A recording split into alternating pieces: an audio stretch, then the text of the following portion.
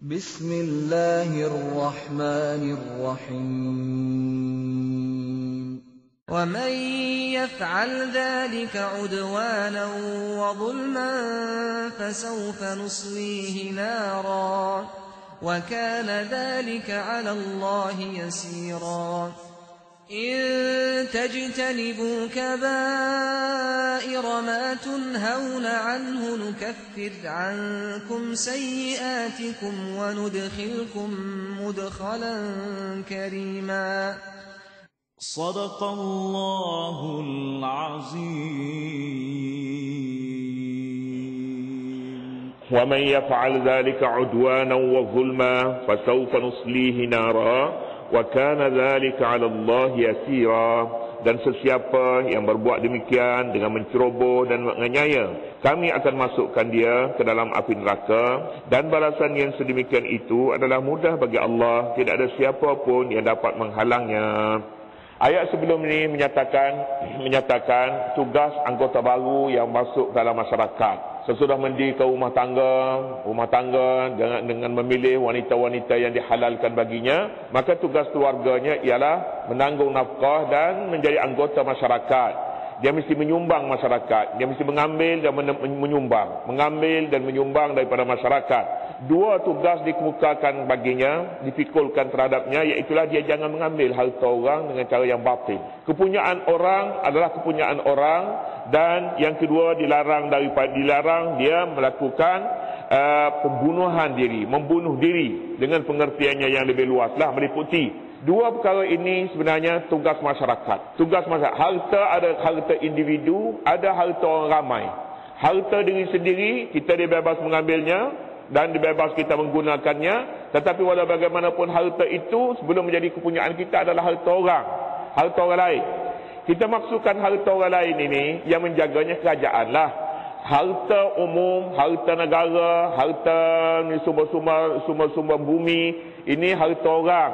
Harta orang, pemerintah memegang amanah untuk memeliharanya. Jangan ambil kecuali dengan cara yang sah. Jangan ambil harta ini kecuali dengan cara yang sah. Ada caranya yang sah, ada caranya yang batil. Menariknya di dalam ayat ini, pilihannya untuk mengambil barang itu niaga. Illa an takuna tijaratan an taradhim minkum. Macam mana kita nak ambil kekayaan ini? Kita nak kita milikinya dengan cara meniaga. Kita meniaga, kita menjual beli, kita beri sewa, kita beri hutang, kita bekerja. Ini namanya meniaga. Meniaga ini, tukar manfaat.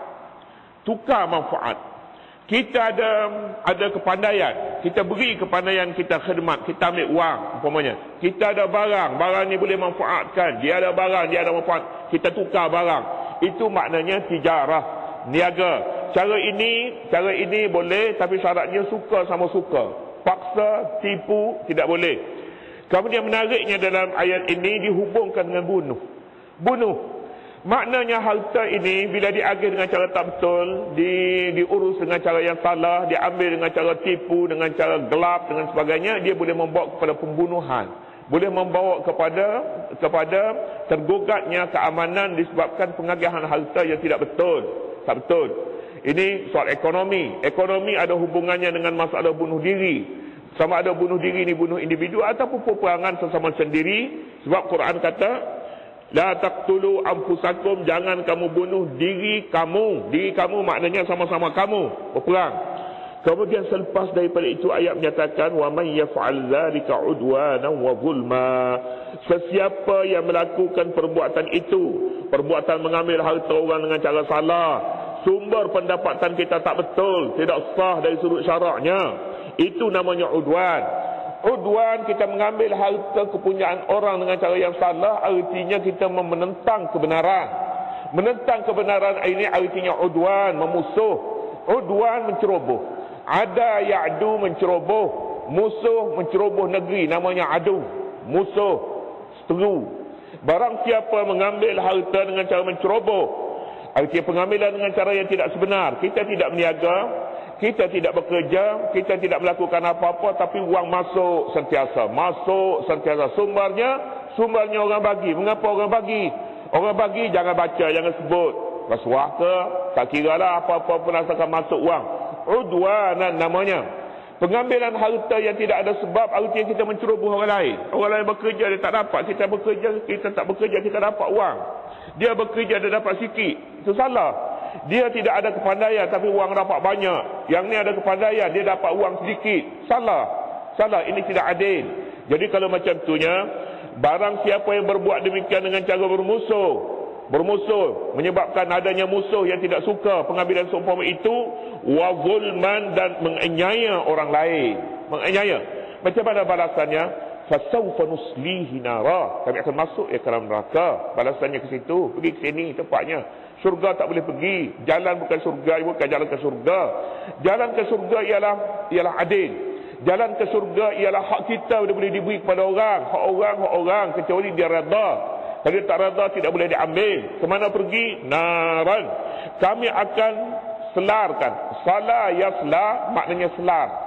Selar dengan api. Salar. Kami akan salar dia dengan api.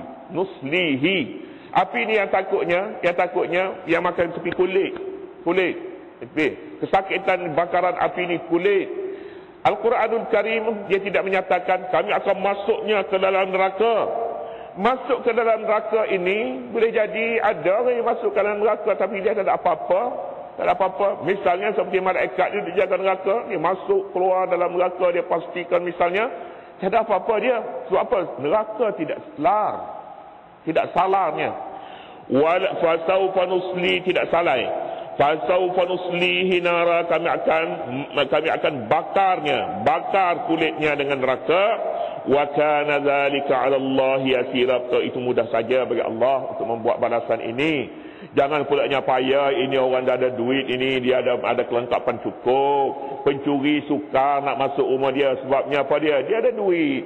Dia ada duit, semua alat pertahanannya 2-3 lapis. Kalau masuk lapisan pertama belum tentu yang kedua, yang ketiga dan yang keempat. Kata mudah aja. Mudah aja. Yasira, mudah saja bagi Allah Subhanahu wa taala, jangan fikir susah kali ini. Jangan fikir susah. Artinya pengambilan harta dengan cara yang salah, dengan cara yang tidak betul, mendedahkan seorang itu kepada satu keburukan yang tidak dapat ditolaknya lagi. Tidak dapat ditolaknya. Sebab Allah Subhanahu wa taala dapat mengurusnya dengan cara yang mudah. Cara yang mudah. Dan paling seksa sekali, paling menyaksakan ialah pada hari akhirat kami akan masuk dia ke dalam neraka. Kita akan bakar dengan api neraka. Wal'iyazubillah. Ya, di dunia ini pun satu perkara. Di dunia pun kesulitan ada. Tidak ada berkat pada harta, tapi ini boleh mungkin tidak besar. Tidak besar. Sebab di dunia ini bukan tempat membalas yang sebenarnya, tapi pembalasan sebenar di akhirat.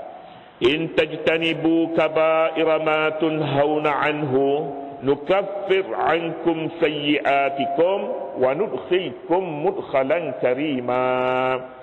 In tajtanibu, jika kamu menjauhkan dosa-dosa besar yang dilarang kamu melakukannya, kami akan mengampunkan kesalahan-kesalahan dosa kecil kamu. Kesalahan-kesalahan kamu kami akan ampunkan. Kesalahan-kesalahan kamu, dosa kecil tu dalam kurungan. Itu hak Pak Syabas Meh tu. Dalam kurungan hak Pak Syabas Meh. Dalam Quran tak ada begitu. Jika kamu menjauhkan dosa-dosa besar, dosa besar dia disebutnya sebelum ni makan harta orang. Ambil harta orang dengan cara tak sebenar. Itu dosa besar. Yang keduanya pula bunuh diri. Bunuh diri orang. Bunuh diri orang ni kita bunuh nama dia. Umpamanya dia hidup tapi dia tidak ada arti lagi sebab kita bunuh nama dia.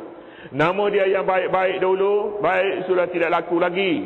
Perniagaan dia pun runtuh sebab dia sudah dibunuh dirinya. Nama baiknya sudah dibunuh. Besar dosanya. In tajtanibu, jika kamu jauhi perkara ini. Perkara dosa yang sebelum ini, soal hartanya bersih, kemudiannya pulaknya dia tidak menceroboh orang lain, dia tidak membunuh orang, nukaffir ankum sayyi'atikum. Kami hapuskan segala dosa-dosa kamu. Dosa-dosa kamu dihapuskan. Mungkin seorang ini dia tak semayang, tak puasa, tetapi dia tidak mengambil harta orang. Harta orang dia tamu, dia amat cermat dia dalam perkara dosa, dalam perkara harta orang. Dia tidak ceroboh kehormatan orang lain. Dia tak mengumpat kepada orang dan dia tidak memfitnah orang. Tidak. Semayang pun tidak juga. Misalnya, puasa tidak juga. Tetapi dosa-dosa dia jaga harta, tak ambil hak orang.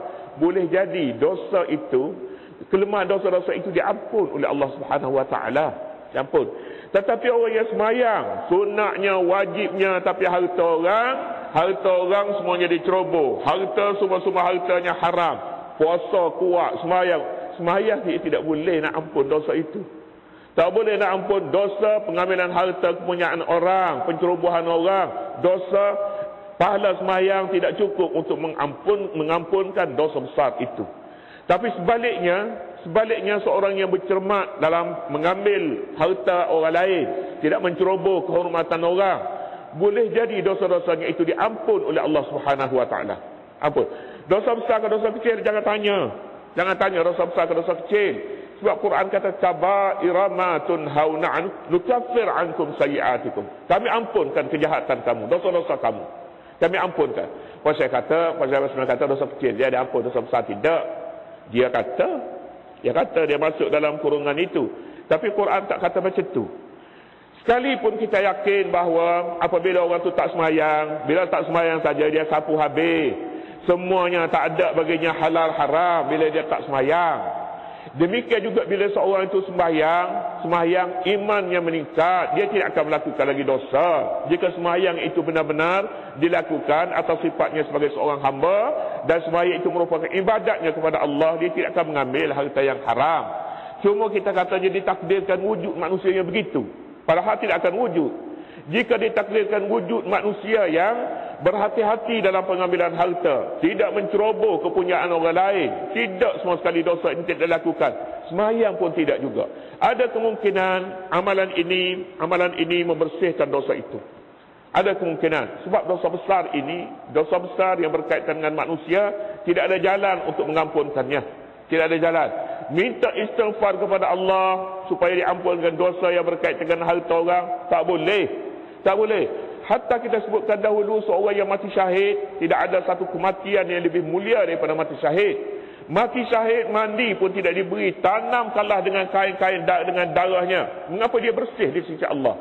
Dia tak perlu dia mandi dengan air, dia sudah mandi dengan darah. Jadi kalau begitu dia akan dibawa ke syurga. Bolehkah dia dilepaskan hutang yang tak bayar dulu? Tak boleh. Tak boleh. Dia akan kira juga walaupun mati syahid. Tunggu dulu. Kita akan selesaikan bagaimana untuk diselesaikan. Kematian anda di medan perang memang mulia, tetapi hutang orang tak bayar. Anda menipu dahulu macam mana? Tak boleh, tak akan diselesaikan sekalipun syahid. Sebab syahid adalah balasan terus daripada Allah. Dosa ini berkaitan dengan manusia, memerlukan dia maaf terlebih dahulu. Mungkin adalah jalan selesainya. Tuan punya harta yang dikhianati hartanya itu, Tuhan berikan kepadanya, Tuhan maaf daripada Allah Subhanahu Wa Taala, berikan kepadanya pahala untuk diselesaikan bagi pihak si mati ini. Mungkin dengan cara itu pun boleh diselesai. Tetapi nak sebutkan di sini, bila ditanya tentang hukum, ada terlepas kerana hutang yang tak dibayar, pengkhianatan harta terhadap orang disebabkan kematian syahid? Jawabnya tidak. Bagaimana pada hari akhirat? Terpulanglah kepada Allah Subhanahu Wa Taala untuk menentukannya.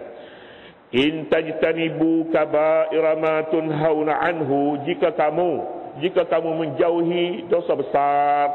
Dosa dia ada dua, ada besar dan ada kecil.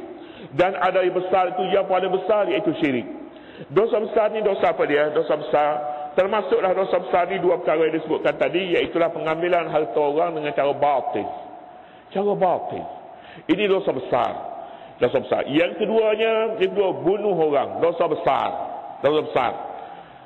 Mencuri, termasuk dalam, tak adalah mencuri, merampas, termasuk dalam makan harta orang dengan cara batil. Dosanya besar. Lain daripada itu, dosa besar disebutkannya mana-mana dosa yang disebut dalam Al-Quran kemudian diancam dengan neraka, semuanya besar. Wailul lil mutaffifin, neraka bagi orang yang mengurangkan timbangan. Besar dosanya. Dan besar. Wala tabkhasun nas asya'ahum wala ta'tsaw fil ardi mufsidin. Jangan kamu kurangkan timbangan dan jangan kamu buat kerosakan di muka bumi. Ya, dosa besar ni. Jadi dosa kecil dia yang mana? Mana dosa kecil? Semuanya dosa besar saja. Memang dosa ni besar. Tidak ada dosa ni dia kecil saja, ni tak apa, ni tak apa, tak apa. Tidak ada. Semuanya besar. Tapi ada di dalam hadis yang menyatakan satu orang datang ke masjid Nabi sallallahu alaihi wasallam dalam perjalanan berjumpa dengan orang perempuan, dia pegang orang perempuan, dia cium tengah jalan sambil nak datang ke masjid. Yalah, orang tu pun tak tahu macam mana orang perempuan tu boleh jadi dia buka sangat menyebabkan orang nak datang ke masjid pun tak boleh. Sebabnya dia diuji, maka dia teruji. Kalau dia tutup molek-molek tak apa. Datang ke masjid pun dia tengok dia terbuka habis. Apa lagi? Datang ke masjid. Bila datang ke masjid, ya Rasulullah, aku bersalah ya Rasulullah. Bersalah, aku telah melakukan dosa ya Rasulullah. Macam Nabi ada. Nabi ada boleh mengadu kepada Nabi. Kalau mengadu ke orang lain, jom kita tengok sama. Mengadu kepada Nabi. Nabi tanya, kamu semayang tak tadi dengan aku? Semayang katanya. Masuk semayang berjemaah. Dia kata daripada awal ke ayat pertama lagi dapat.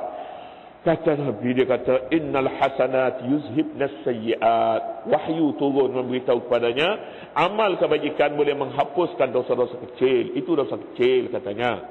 Dosa kecil. Tapi ingat juga sebut dosa kecil itu pun kita kata kita boleh petua dosa kecil. Tak apa dah. Boleh dah lah. Tidak juga macam itu. Dosa kecil pun sekali, 2 kali dosa kecil, 3 kali dosa kecil. Dia kecil 2 kali, 3 kali jadi besar juga. Ini besar, jangan main. Sekali yang dosa kecil ni, 2 kali tidak lagi dah. 2 kali tidak lagi dah, separuh besar. 3 kali cukup besar dosa itu. Sekali. Jadi nak sebutnya di sini Nabi SAW mengatakan, tengok orang perempuan ajnabi, bercakap dengan orang perempuan ajnabi, sentuh dia, sentuh dengan cara yang tidak betul lah. Tak betul. Ini termasuk dalam dosa-dosa kecil, tetapi dengan suatu peringatan, al-israru ala as-saghairi kaba'ir. Berkekalan terus-menerus mengerjakan dosa kecil akan menjadi besar juga. Akan jadi besar. Gitu. Seterusnya kata dia, in tajtanibu kaba'ira ma tunhauna anhu, jika kamu menjauhkan dosa-dosa besar yang dilarang kamu melakukannya, kaba'ir dosa besar, nukaffir ankum sayyi'atikum, kami akan menghapuskan segala dosa-dosa kamu, dosa-dosa yang lain. Dia ada dosa dengan Allah Subhanahu wa taala satu, dan ada dosa dengan manusia satu. Dosa dengan manusia payah sikit kena minta maaf dia. Minta maaf, dan minta maaf mudah saja. Minta maaf mudah. Kalau nak minta maaf ni dengan payah-payah, macam mana nak minta maaf? Nak minta maaf dengan dia kena asal parang, beri parang kat dia dulu misalnya. Tak minta maaf kita. Minta maaf ni hari raya kita kata minta maaf lah sama-sama. Dia kata sama-sama maaf lah. Tak payahlah kita cakap apa dia kesalahan apa, tak payah. Kalau nak minta maaf dengan dia, kita kena beri segala peluang kebebasan kepada dia untuk bertindak kepada kita. Itu tidak namanya. Tidak sampai kepada peringkat itu. Jadi itu dosa dengan manusia. Dosa dengan Allah Subhanahu wa taala cukup dengan istighfar, taubat, sembahyang taubat, ini pun sudah cukup. Nukaffir ankum sayyi'atikum wa nudkhilkum mudkhalan karima, dan kami akan masukkan kamu kepada tempat yang mulia. Tempat yang mulia ni buat sahabat-sahabat kata surga. Sebenarnya tempat yang mulia ni bukan saja di surga, di dunia ni pun ada tempat yang mulia. Tempat yang mulia, kehidupan yang mulia, kehidupan yang tenang, kehidupan yang membawa berkat di dunia. Manusia yang tidak ada dosa, kehidupannya begitu. Kehidupannya mulia di dunia ini. Kemuliaannya ialah kehidupannya ini tidak diancam dengan segala kesulitan dalam hidupnya. Kebahagiaan dalam hidup ini tidak ditentukan oleh harta. Tidak, ini keyakinan semua orang. Tidak ditentukan kebahagiaan oleh harta. Seringkali harta boleh mendatangkan kesulitan. Tetapi kemuliaan ialah hati yang beroleh terasa bahagia dengan hidup ini. Ini namanya mudkhalan karimah di dunia. Dan yang kedua, mudkhalan karimah pada hari akhirat pula ialah syurga. Kami akan tentukan begitu kepada mereka, iaitu mereka yang menjauhi dosa besar, mengambil harta hanya yang suci dan bersih, dan tidak membunuh orang lain. Tidak membunuh orang dengan pengertian yang lebih luas dan umum. Kemana orang ini perginya? Dia akan pergi mudkhalan karimah. Mudkhalan karimah, tempat masuk yang mulia, pintu masuk yang mulia, di dunia pun mulia dan di akhirat pun mulia. Kemudian seterusnya, wala tatamannaw ma faddalallahu Allah Subhanahu wa ta'ala.